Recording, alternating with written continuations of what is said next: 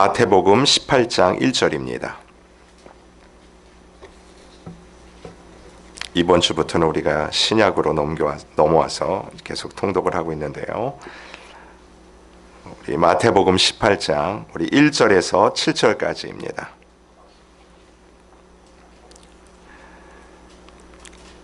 마태복음 18장 1절에서 7절까지 한 절씩 교독하시고 7절은 우리 합독하도록 합니다.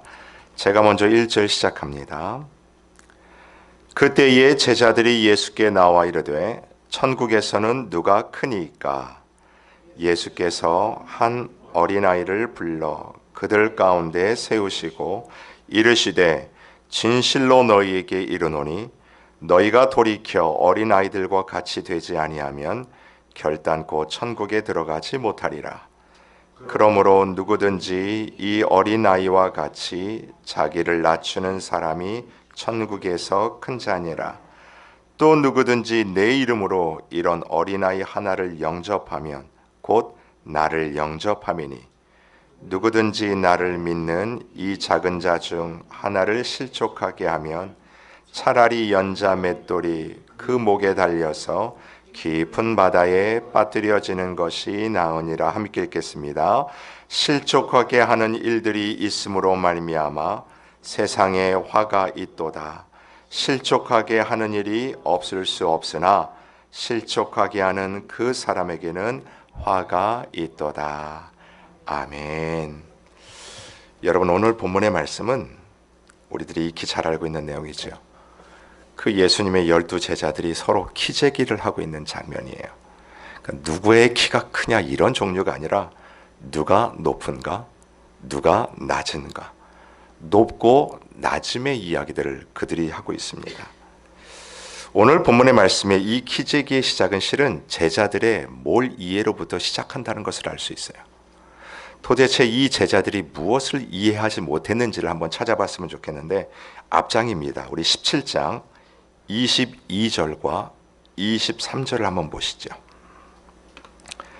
마태복음 17장 22절과 23절입니다. 찾으셨으면 우리가 함께 읽겠습니다. 시작. 갈릴리에 모일 때에 예수께서 제자들에게 이르시되 인자가 장차 사람들의 손에 넘겨져 죽임을 당하고 제3일에 살아나리라 하시니 제자들이 매우 근심하더라. 잘 보세요. 여기서 예수님이 자기 자신을 나타날 때 인자라고 얘기하시죠. 인자가 무엇을 당하냐면 사람들의 손에 넘겨져 죽임을 당한다라고 이야기합니다. 지금 예수님이요, 제자들 가운데 당신이 이 땅 가운데 오신 본질 이유에 대해서 너무너무나 중요한 이야기를 꺼내놓고 있는 장면입니다. 본인이 죽는다는 죽음의 이야기를 할 뿐만 아니라 제3일에 살아날 것이다. 부활에 대한 이야기를 하세요. 바로 죽음과 부활입니다. 여러분, 왜 이것이 중요하냐면 우리 인간들에게 있어서 해결하지 못하는 가장 큰 두 가지가 있습니다. 첫 번째는 죄의 문제예요. 우리 인간들은 우리가 가지고 있는 의로 이 죄를 해결할 길이 전혀 없죠. 이 죄 때문에 발생되는 두 번째 해결할 수 없는 문제가 바로 죽음에 대한 문제입니다. 그런데 오늘 이 예수님께서 드디어 이 중요한 이야기를 꺼집어 놓고 계시는 거예요. 내가 이 두 가지 문제에 해결하는 방법이 바로 자기 자신이라는 것을 이야기하고 있는 장면이에요. 예수께서 십자가에 달려 죽으심으로 말미암아 나의 모든 죄, 우리의 모든 죄가 그 십자가에서 사함을 받는다라는 얘기죠. 여러분, 예수님의 그 십자가 사건으로 인하여 우리에게 주어진 베네핏이 뭐냐면 죄 없다라고 하시는 거예요. 너는 의롭다라고 하시는 칭의를 저와 여러분이 받았습니다. 그와 마찬가지로 예수님께서 부활의 첫 열매가 되시기 때문에 그 예수 안에 있는 누구든지 부활할 것을 말씀해 주시는 장면. 그렇기 때문에 어쩌면 너무나도 중요한 이 본질에 대한, 복음에 대한 이야기를 하는데 그 이야기를 듣던 제자들의 반응, 어떤 반응을 보였냐면 그들이 근심하더라라고 얘기합니다. 여러분, 그들이 왜 근심하고 도대체 무엇을 근심했을까요? 보니까 오늘 18장에서 이 제자들의 본심이 드러나지 않습니까? 예수님의 우편과 좌편에 자신들이 먼저 앉아야 된다라는 그들끼리 논공 행상을 지금 벌이고 있는 장면입니다. 예수님은 지금 복음의 본질이요, 죄와 부활을 이야기하면서 생명에 대해서 이야기를 하시는데, 제자들은 그 생명의 이야기를 받고 나서 무엇을 이야기하냐면 누가 높고 낮은가의 이야기를 하고 있다는 장면이죠. 여러분, 실은 이 제자들의 모습을 보면서 바로 나의 모습이 이 모습은 아닌가 그대로 투영이 되어 있는 것 같아요. 여러분, 이 제자들이 무엇을 가지고 기재기를 했을까요? 한번 제가 상상해 봤어요. 근데 이게 어렵지가 않더라고요. 왜냐하면 이 제자들이 경력들을 가지고 서로 이야기를 하지 않았을까 싶습니다. 예를 들면 이거죠. 예수님이 너보다는 나를 제일 먼저 픽업해서 부르셨다. 나보다 먼저 된 사람이 있나? 실은 이런 걸 가지고, 경력 가지고 기재기를 하고 있지 않았을까? 아니면 능력이요. 모르긴 몰라도 이 부분에 대해서는 베드로가 제일 자신이 있었던 것 같습니다. 이거 제가 한번 상상해 봤어요. 우리들 중에 무리를 걸었던 사람이 있으면 나와 보라, 그런 얘기를 하지 않았을까요? 그랬더니 그 이야기를 듣고 있던 제자들 중에, 아니 예수님이 변화산 얘기할 때 우리 셋만 데리고 갔다, 실은 이런 것들을 이야기하면서 그들 가운데 기재기를 하고 있지 않았을까 싶어요. 나이와 경력과 학벌과 출신 배경과 직업들, 여러분 이런 것들 말고 또 뭐가 있을까요? 사랑하는 성도 여러분, 누가 더 크냐는 인간 마음의 부패를 그대로 보여주는 것입니다. 오늘 본문에서 우리 주님께서 이 부분을 정확하게 지적하고 계시는 거예요.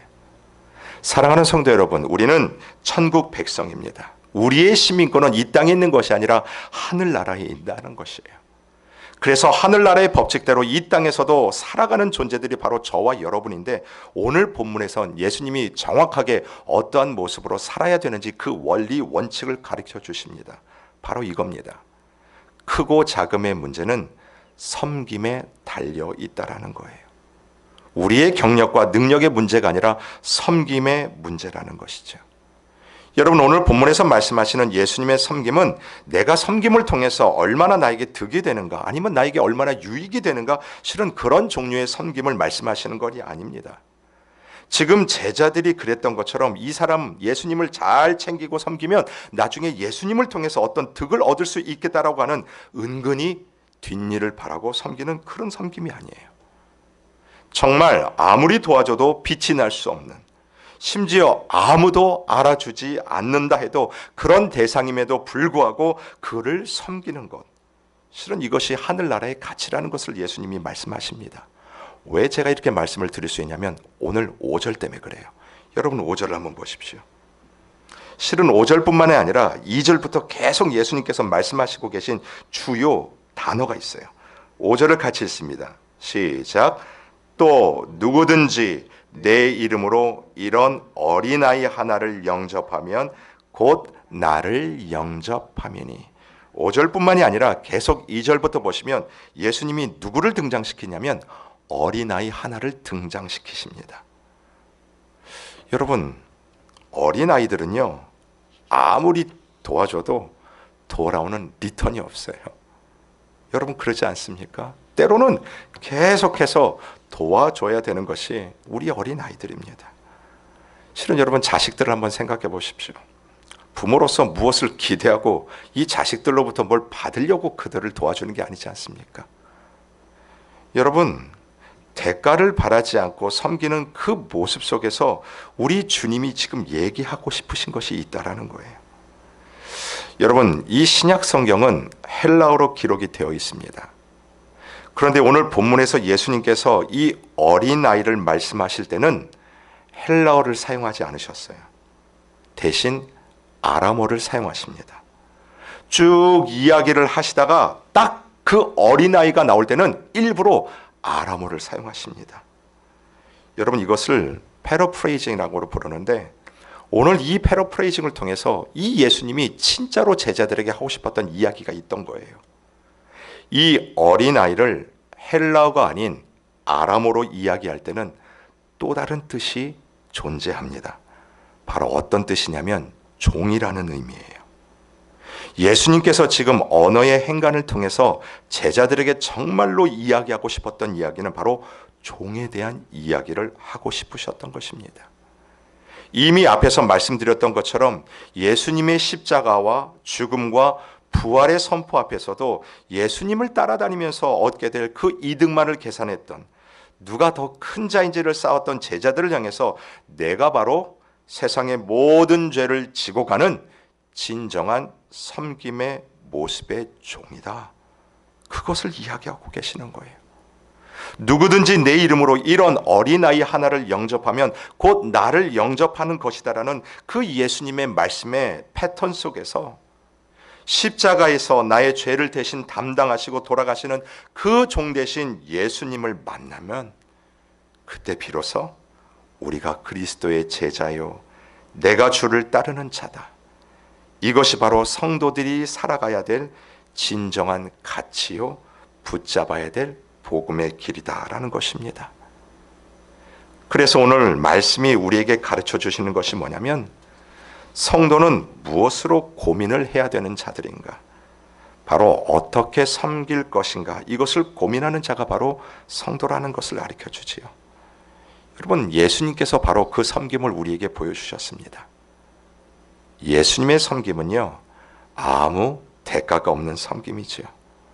심지어 하나님과 동등됨을 취할 것으로 여기지 아니하시고 종의 모습을 입고 이 땅 가운데 오신 섬김입니다. 인자가 온 것은 섬김을 받으려 함이 아니요 도리어 섬기려 하신다라고 얘기하죠. 실은 예수 그리스도가 우리를 섬기는 가장 극명한 자리는 바로 십자가 위의 섬김 아닙니까? 주고도 다 줄 수 없어 자신이 가지고 있는 그 목숨까지도 내어주신 섬김으로 저와 여러분들이 이 자리에 선 거예요. 사랑하는 성도 여러분, 실은 우리가요, 예수님께 받은 것이 너무나 많습니다. 믿으십니까? 아멘. 그 구원의 은혜를 받고 우리가 해결할 수 없는 죄의 문제와 그 죽음의 문제를 회피하고 영원한 그 생명을 저와 여러분에게 허락하셨던 그 예수님의 섬김을 받고 보니 오늘도 우리는 예수님의 그 길을 따라가는 자로 살겠다라는 그 섬김의 선포가 이 안에서부터 흘러나오는 것입니다. 여러분, 성경은 그것을 청지기의 삶이라고 말씀을 드리죠. 저와 여러분이요, 이 복음의 빛을 받은 섬김의 자들이라는 것입니다. 그 하나님의 생명을 받아 그 생명된 복음이 우리의 삶의 섬김으로 드러나는 삶. 그렇다면 오늘도 주님을 위해 우리가 어떠한 모습으로 이 복음을 가지고 살아가야 될지 극명하게 드러나지 않습니까? 저와 여러분은 오늘도 삶의 현장 가운데 이 복음을 들고 예수 그리스도의 빛과 소금의 역할을 감당하는 저와 여러분이 되시기를 주님의 이름으로 축원드립니다. 아멘. 함께 기도.